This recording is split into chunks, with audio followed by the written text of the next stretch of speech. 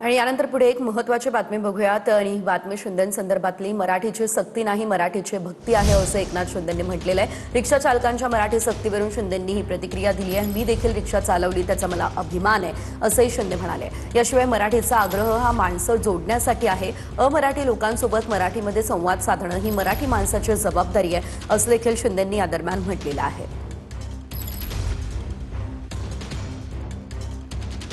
अनेक जण याला मराठीची सक्ती म्हणतात, पण ही मराठीची सक्ती नाही तर मराठीची भक्ती आहे।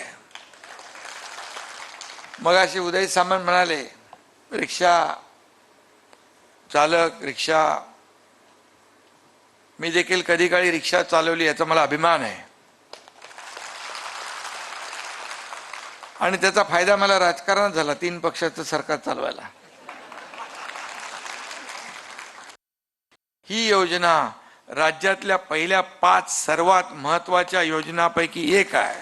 जगभरामध्ये आपली मराठी माणसं आहेत आणि म्हणून आपल्या मराठी भाषेची एक अस्मिता आहे। आपल्याला मराठीचा आग्रह कशासाठी आहे? मराठीचा आग्रह माणसं जोडण्यासाठी आहे।